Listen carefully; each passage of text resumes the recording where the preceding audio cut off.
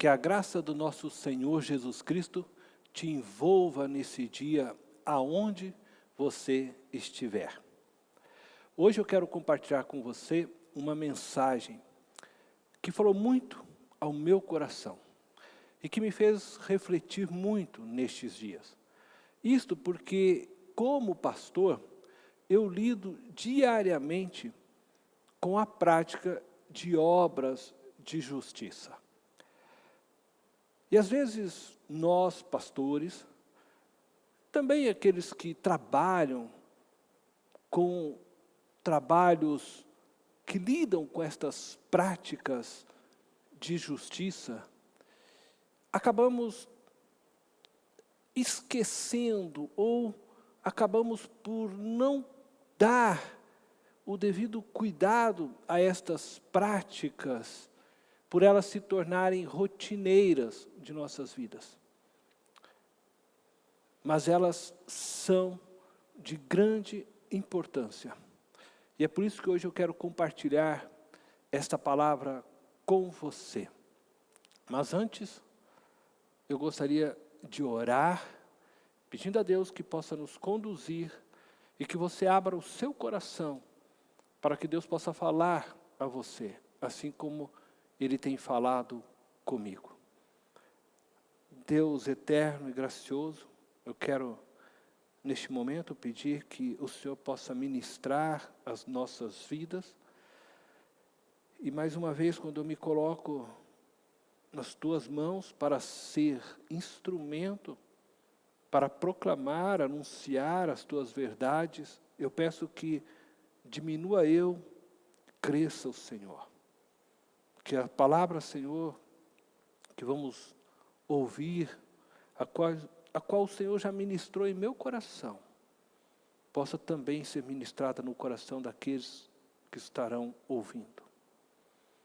Que o Senhor possa falar, que o Senhor possa nos transformar, a fim de que possamos ser cristãos ressurretos. Possamos viver a palavra da maneira correta, perfeita e agradável ao Senhor. Em nome de Jesus. Amém. Eu quero convidar você para refletir comigo no tema de hoje, juntos com Cristo em sua ressurreição. Nós estamos na série do mês de abril, Juntos com Cristo. Em nosso último encontro, refletimos na realidade de estarmos juntos com Cristo em sua morte. Hoje refletiremos na realidade de estarmos juntos com Cristo em sua ressurreição. Assim como devemos, pela fé, nos considerarmos mortos com Cristo na cruz para o pecado, devemos igualmente, pela fé, nos considerarmos ressurretos para Deus. No último domingo, lemos o texto da carta de Paulo escrita aos irmãos de Roma, destacando a libertação de nossas vidas através da nossa união na morte de Cristo. Hoje quero convidá-los à leitura do mesmo texto, Romanos, capítulo 6. Mas, diferente do último domingo, iremos destacar nossa união na ressurreição de Cristo. Paulo trata, nesse capítulo, da nossa ressurreição com Cristo através de duas perspectivas. A primeira perspectiva é escatológica. Paulo fala da ressurreição que acontecerá no final dos tempos. A segunda perspectiva é de que a ressurreição já é uma realidade presente em nossas vidas. Vejamos, primeiro, a ressurreição com Cristo pela perspectiva escatológica. Paulo escreve aos irmãos de Roma, afirmando que eles iriam ressuscitar no último dia, se referindo à ressurreição do justo. Eu quero ler com vocês Romanos, capítulo 6, verso 5 e o verso 8. Versículo 5 diz: se dessa forma fomos unidos a ele na semelhança da sua morte, certamente o seremos também na semelhança da sua ressurreição. Verso 8. Ora, se morremos com Cristo, cremos que também com ele viveremos. Preste atenção nos verbos seremos e viveremos. Ambos se referem ao futuro, apontam para a ressurreição escatológica. Nestes dois versos, 5 e 8, percebemos que Paulo afirma aos irmãos que eles então iriam ressuscitar por meio de Cristo para a nova vida prometida por Deus. Paulo, nestes dois versos, aponta para a vida futura, para a realidade escatológica da ressurreição, quando receberemos um novo corpo, um corpo espiritual, incorruptível, que nos possibilitará vivermos eternamente com Deus. A morte nos libertou para esta nova vida. E a ressurreição escatológica é a concretização plena dessa nova vida. Eu não vou me deter na ressurreição escatológica, porque meu objetivo hoje é olhar para a ressurreição através da segunda perspectiva de Paulo, a ressurreição com Cristo como realidade presente em nossas vidas.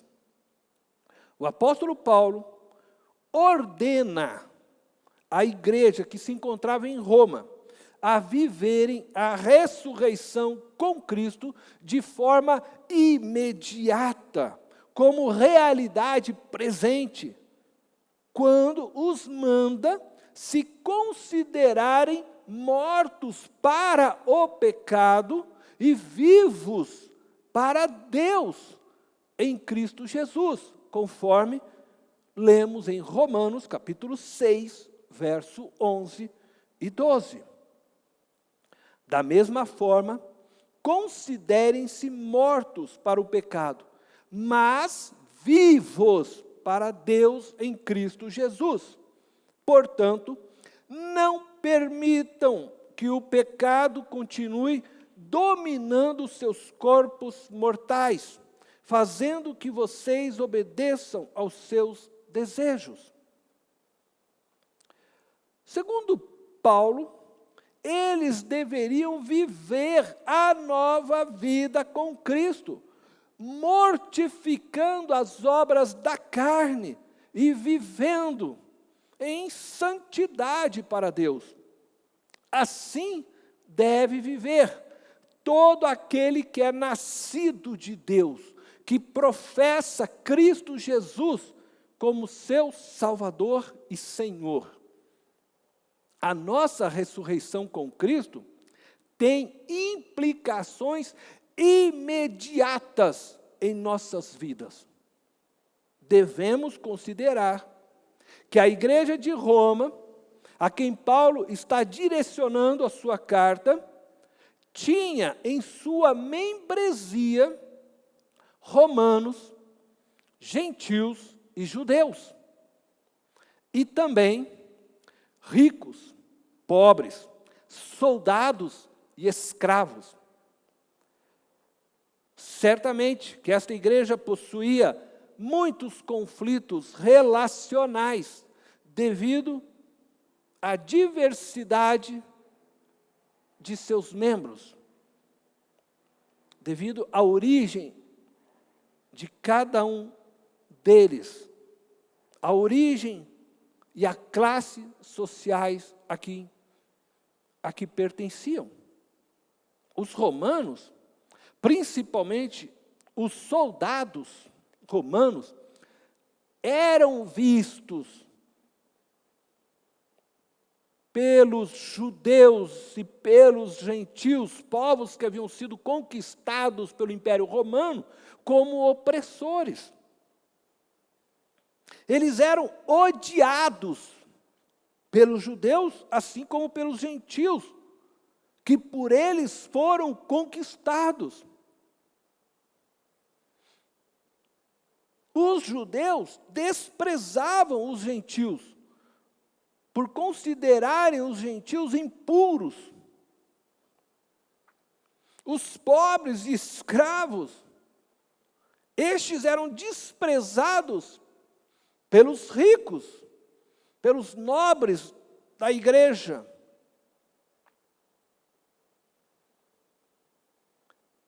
Eles não tinham nada em comum. Como poderiam eles se reunirem para prestarem culto ao mesmo Deus? Com tantos conflitos entre eles.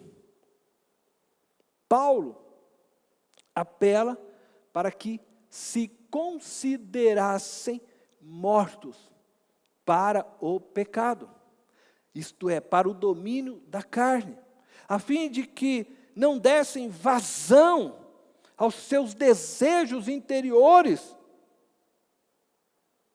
e se considerassem, ao mesmo tempo, portadores da nova vida, da vida ressurreta com Cristo.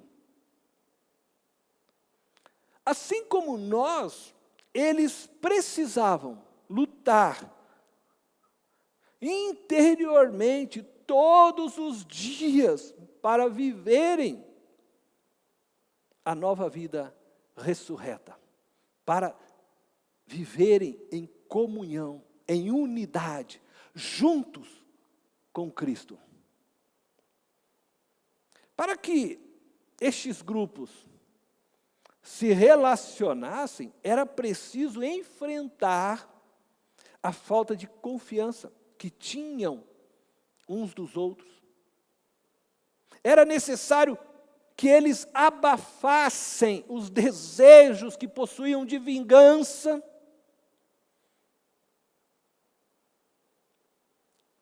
Era ainda necessário que eles ignorassem os conceitos já formulados que possuíam uns dos outros. Isto é, que eles abandonassem os preconceitos que possuíam uns dos outros. Assim como nós precisamos frear muitos de nossos sentimentos, eles também precisavam frear seus sentimentos para viverem relacionamentos saudáveis entre eles. Afinal, a ressurreição com Cristo, como realidade presente na vida deles, os fizeram tomar assentos juntos na mesa de Jesus. Romanos, judeus e gentios, que antes possuíam uma relação conflitiva, agora eram irmãos em Cristo. Precisavam compartilhar do pão e do perdão. Porque sentar na mesa de Cristo é compartilhar pão e perdão. Não existia mais opressores e oprimidos. Eles só poderiam sentar juntos estando mortos com Cristo, deixando tudo que pertencia à história, o ódio, as feridas, crucificado com o velho homem na cruz. Enquanto ao mesmo tempo precisavam se revestir da nova vida, uma vez ressurretos com Cristo. E através então dessa nova vida, podiam se ver, se olhar e se compreenderem como um só povo, se alimentando do mesmo pão, da mesma vida, a vida de Cristo Jesus. Ricos e pobres, soldados e escravos, homens e mulheres, deveriam se tratar como iguais. Ninguém mais deveria se considerar superior ao outro, pois em Cristo a desigualdade entre eles deixou de existir. Agora eles deveriam estar prontos para servirem uns aos outros em amor. A ressurreição com Cristo, como realidade presente em nossas vidas, exige uma nova vida, nova postura, nova ética diante das relações humanas. A ressurreição com Cristo, como realidade presente, põe fim a toda hierarquia existente em nosso mundo, mantendo somente a hierarquia funcional, estabelecida pelo próprio Deus, baseada nas tarefas que Ele deu a cada um de seus filhos, a cada uma de suas criaturas. Assim, temos a hierarquia familiar, marido e esposa, pais e filhos. Temos a hierarquia eclesiástica, pastores, líderes ministeriais e membros da igreja. Assim, temos também a hierarquia institucionais, militares e governamentais, sem as quais não teríamos ordem. Dentro destas estruturas funcionais, ninguém é maior que ninguém. Ninguém tem maior valor do que o outro nesta hierarquia funcional estabelecida por Deus. Apenas realizam funções diferentes, porque receberam de Deus capacidades, habilidades e oportunidades diferentes. E cada um deve ser respeitado em sua função, no exercício da tarefa que Deus entregou-lhe. No reino de Deus não existe hierarquia entre os seres humanos estruturadas no gênero sexual. Não existe hierarquia estruturada na santidade. Não existe hierarquia estruturada na classe social. Não existe hierarquia estruturada na raça, na etnia, na sabedoria, na idade, na força, nem no poder, ou em qualquer outra coisa. a ressurreição com Cristo, como realidade presente, nos colocou dentro do reino de Deus. E agora, estamos inseridos no reino de Deus, e o reino de Deus se faz presente em nós e por meio de nós, enquanto vivemos neste mundo dominado pelo maligno. Mas aqui vivemos fundamentados nos valores e princípios do reino de Deus. Somos para este mundo de trevas, inimigos, odiados, conforme disse o próprio Senhor Jesus. Mas para aqueles que se encontram neste mundo cansados e sobrecarregados, somos um ponto de esperança, de claridade, um pedacinho do reino de Deus. Por isso, a ressurreição com Cristo exige de nós obras de justiça. Os irmãos de Roma, além dos conflitos relacionais entre eles, que precisavam ser vencidos, eles também sofriam pressões externas do Império Romano e dos líderes religiosos do judaísmo, que tentavam calar a voz da igreja.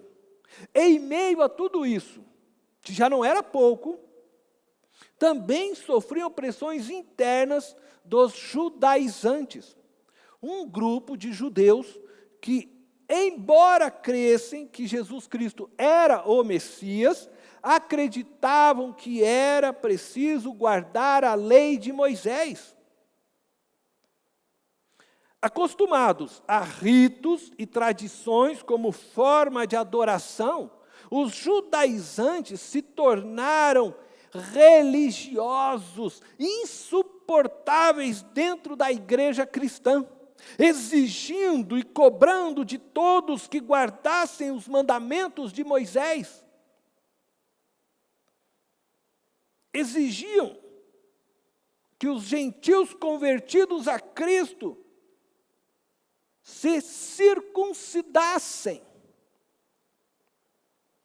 E assim como Paulo, antes de sua conversão,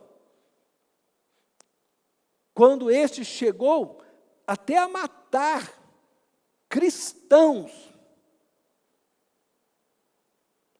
por amor a Deus, estes judaizantes pensavam estarem fazendo justiça e agradando a Deus, mas estavam, de fato, ferindo o corpo de Cristo, como fazem os religiosos de hoje, apegados aos ritos, tradições e leis de homens.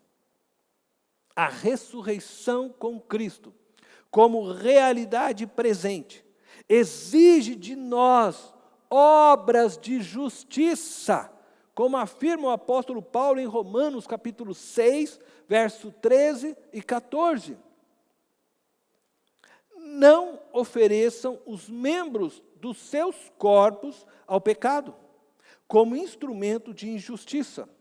Antes, ofereçam-se a Deus como quem voltou da morte para a vida, e ofereçam os membros dos seus corpos a Ele, como instrumentos de justiça. Pois o pecado não os dominará, porque vocês não estão debaixo da lei, mas debaixo da graça. O texto que lemos nos deixa claro que quem se levanta da morte com Cristo, se levanta para uma nova vida em Cristo. Portanto, não pode mais viver na velha vida dominada pelo pecado e atormentada pela culpa. pois agora vive debaixo da graça. Quando falamos de não viver mais a velha vida, logo pensamos nas coisas gritantes, né? Como não pular mais carnaval, não roubar, não mentir, não falar palavrões, não fazer sexo com a namorada, não adulterar e outras coisas como estas. Todas estas coisas precisam ser abandonadas. Mas Paulo está falando de coisas mais profundas que essas. Paulo está falando de coisas que estão apegadas ao nosso homem interior e que nos torna instrumentos de injustiça. No século VI, o Papa Gregório Magno definiu os 7 pecados capitais: a gula, a avareza, a luxúria, a ira, a inveja, a preguiça e a vaidade, o orgulho. Certamente, todos estes comportamentos humanos são pecaminosos, pois levam o ser humano a tornarem os seus corpos instrumentos de injustiça.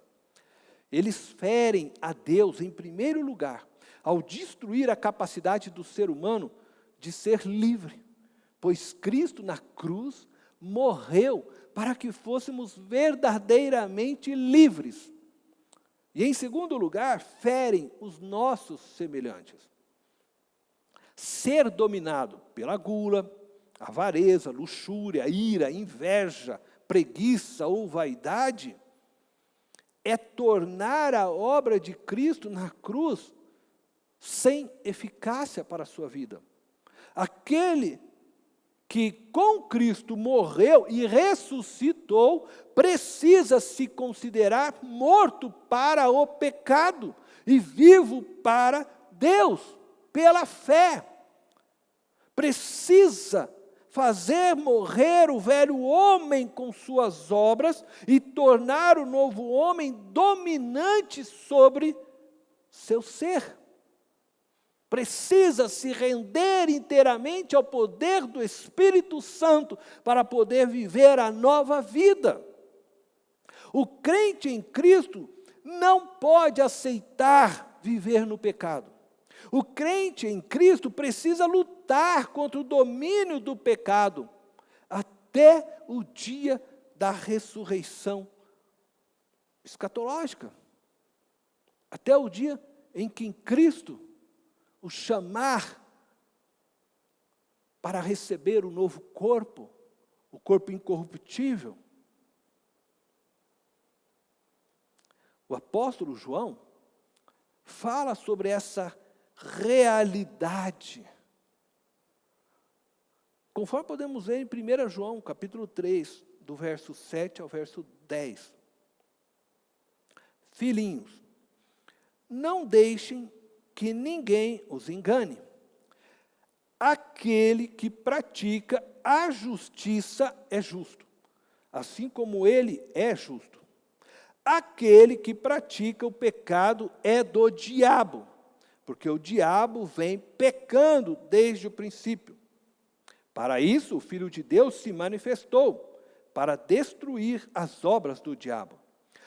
Todo aquele que é nascido de Deus não pratica o pecado, porque a semente de Deus permanece nele. Ele não pode estar no pecado, porque é nascido de Deus.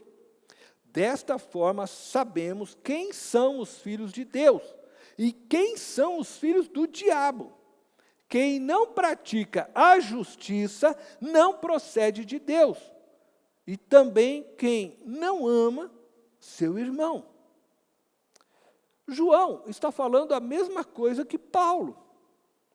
O crente, o nascido de Deus, o ressurreto com Cristo, não pratica obras de injustiça. Não usa o seu corpo para obras de injustiça. Pelo contrário, o crente pratica obras de justiça.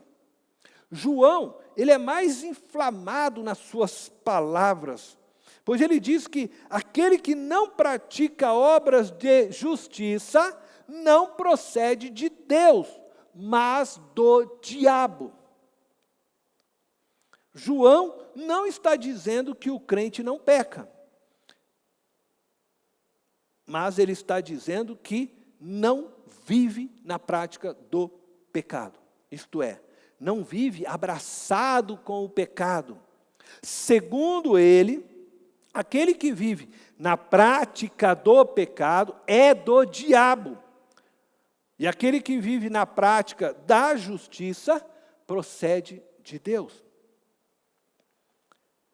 Penso que precisamos refletir mais nessas palavras, pois acredito que muitos crentes praticam as obras da injustiça, obras do diabo. Muitos estão nas igrejas, pensando que são filhos de Deus, mas suas obras o definem como filhos do diabo. Eles creem em Deus, mas a Bíblia afirma que até os demônios creem em Deus. Eles declaram Jesus como Senhor, mas o próprio Senhor Jesus disse: nem todo que me diz Senhor, Senhor, entrará no reino dos céus, mas aquele que faz a vontade de meu Pai, que está nos céus. O que nos define como ressurretos com Cristo são as obras de justiça que praticamos. Mas, cuidado, muitas obras de injustiças são praticadas escondidas nas obras de justiça.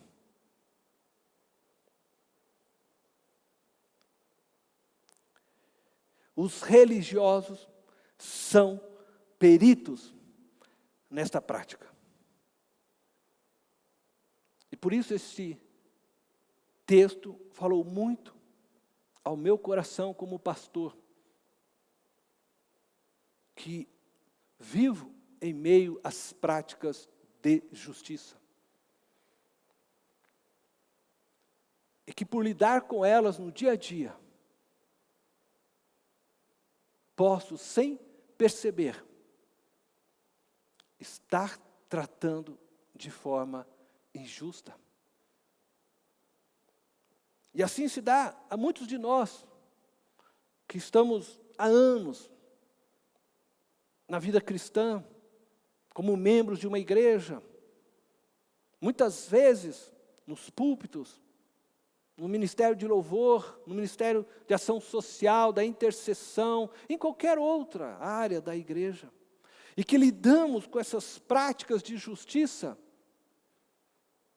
como se fosse algo obrigatório, e perdemos a noção de que agimos de forma impura, leviana, negligente, pecaminosa para com estas obras. Por isso essa mensagem fala primeiro a mim. Mas eu espero que ela também possa falar com você e possa alcançar o seu coração.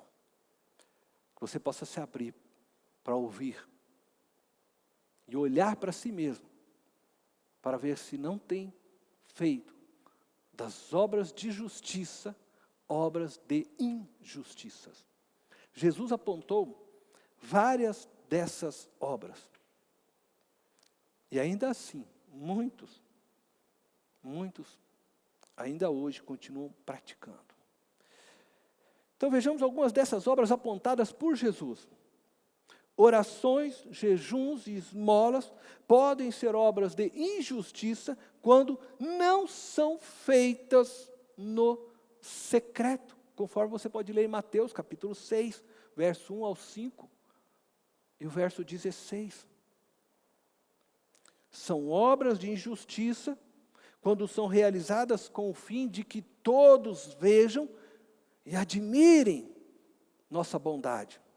Quando elas são praticadas por você com a intenção de mostrar sua espiritualidade a outros. Elas podem ser praticadas na presença de outros, mas quando o lugar e o momento são apropriados para isso. Dizimar pode se tornar uma obra de injustiça, quando se faz sem exercer no dia a dia justiça, misericórdia e fidelidade. Essas três palavras estão amarradas, estão juntas, quando Jesus repreende os fariseus e os religiosos que davam os seus dízimos, conforme você pode ler em Mateus, capítulo 23, verso 23.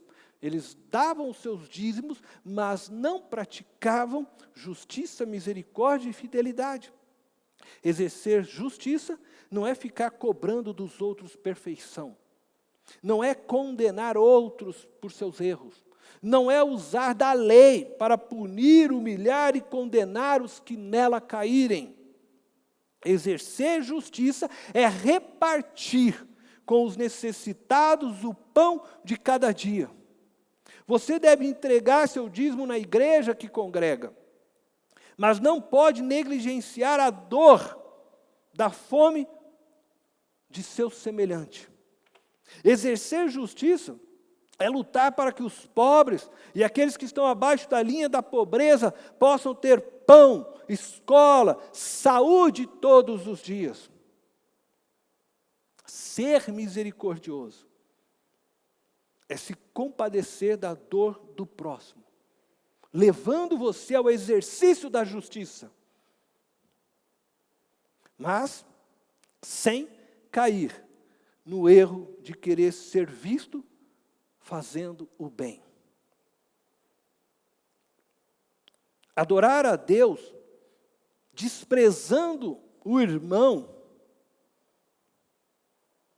ou vivendo uma relação conflitante com ele, é obra de injustiça, conforme ensina Jesus em Mateus capítulo 5, verso 21 ao 24. Deus não aceita essa oferta de adoração.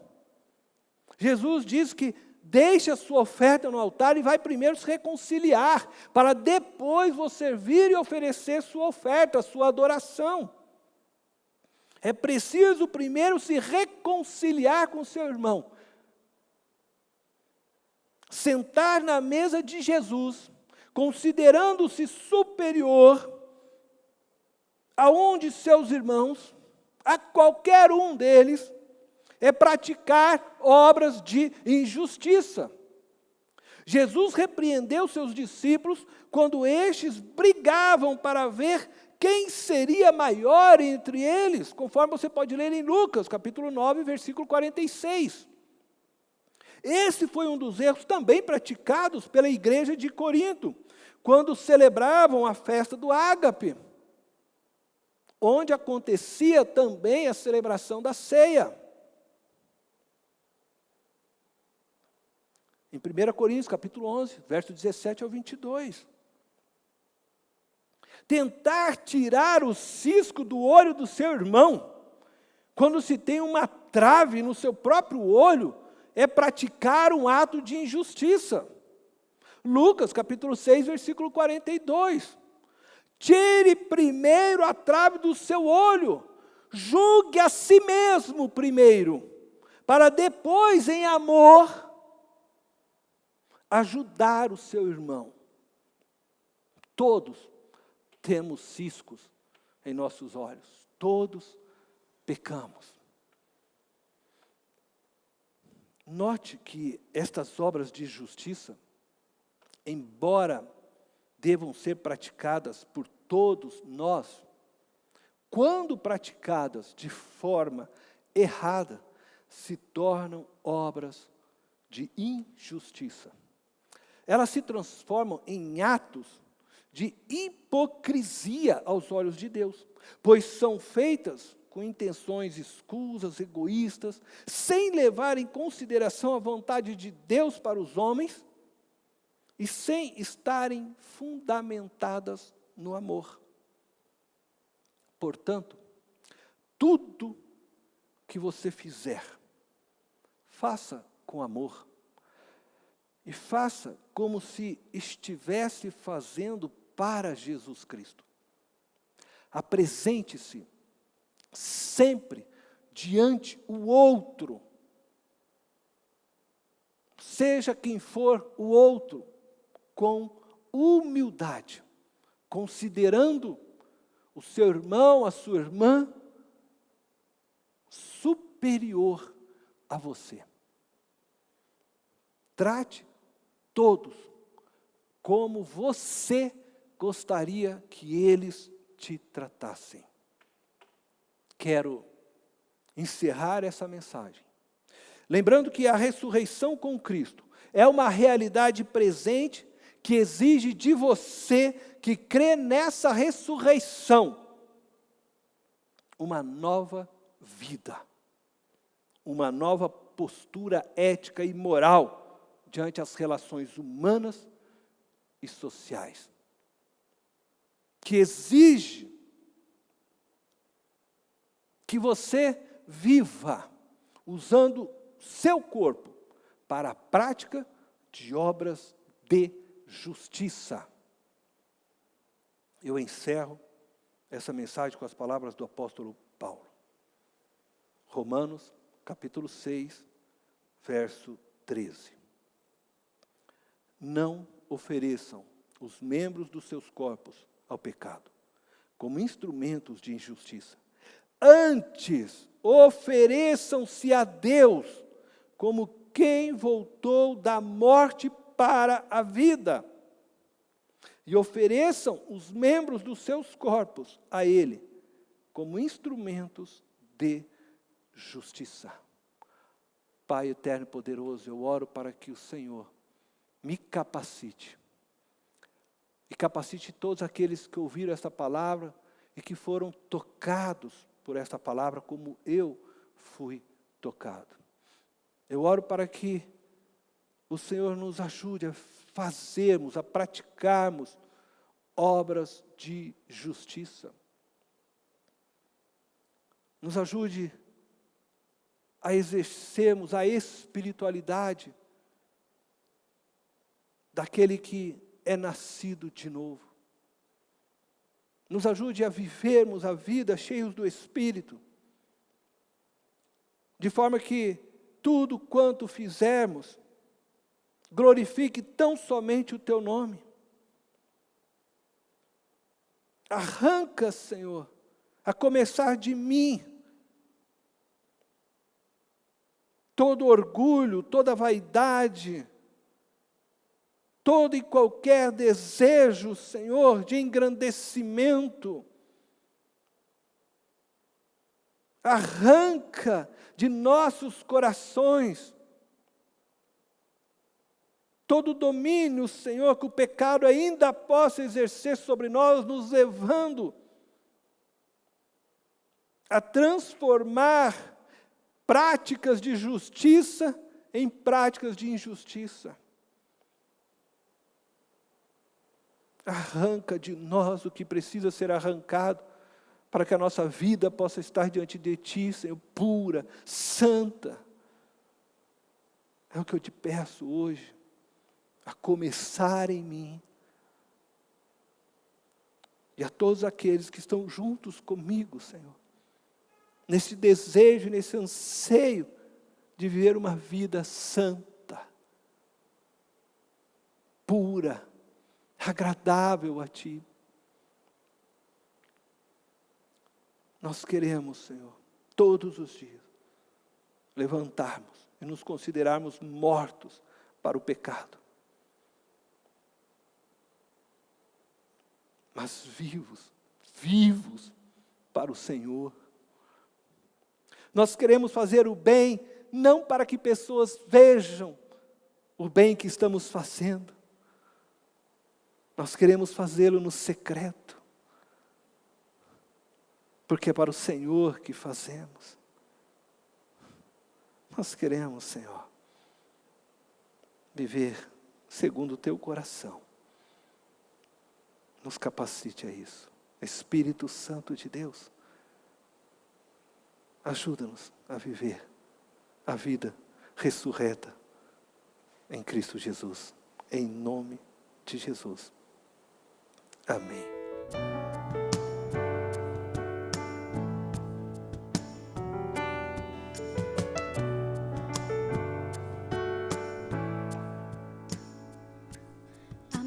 Amai-vos uns aos outros, sujeitai-vos uns aos outros. Aquele que quiser ser o primeiro, sirva a todos.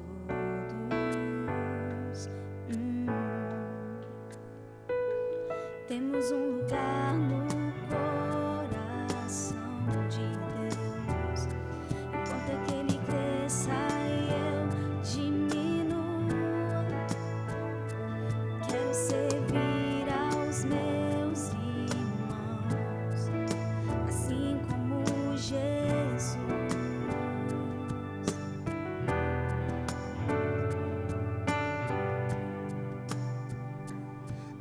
Amai-vos uns aos outros, sujeitai-vos uns aos outros. Aquele que quiser ser o primeiro, sirva a todos.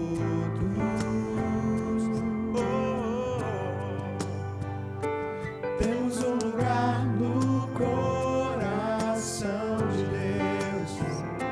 Importa que Ele cresça e eu diminua.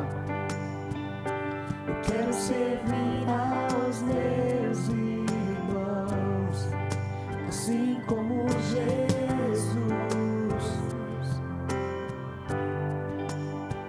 Temos que ser como o Pai em Cristo é. Temos que ser para que o mundo creia que o Pai o enviou. Temos que ser como o Pai em Cristo é. Temos que ser para que o mundo creia que o Pai o enviou. Temos que ser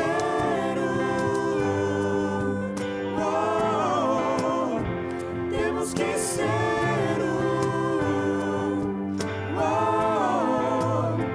temos que ser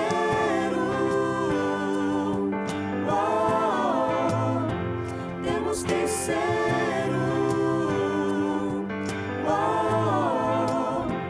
temos que ser como o Pai em Cristo é. Temos que ser para que o mundo creia que o Pai o enviou. Temos que ser como o Pai em Cristo é. Temos que ser para que o mundo creia que o Pai o enviou.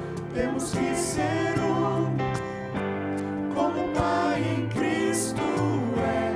Temos que ser para que o mundo creia que o Pai o enviou. Temos que ser como o Pai em Cristo é. Temos que ser para que o mundo creia que o Pai o enviou. Temos que ser temos que ser temos que ser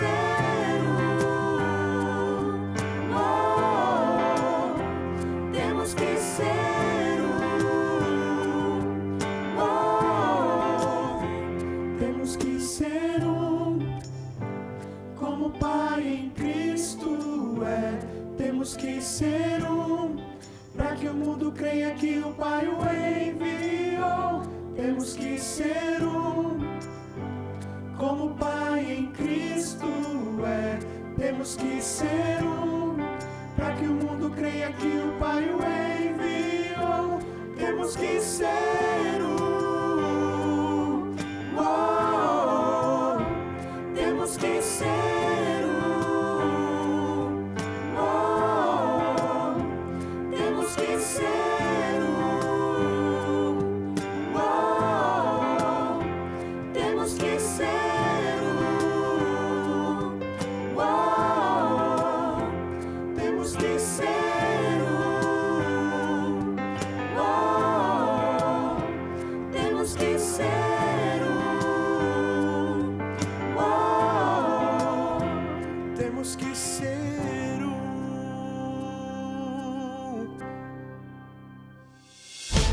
Esta foi mais uma mensagem especial da Primeira Igreja Batista em Itapevi. Que Deus te abençoe.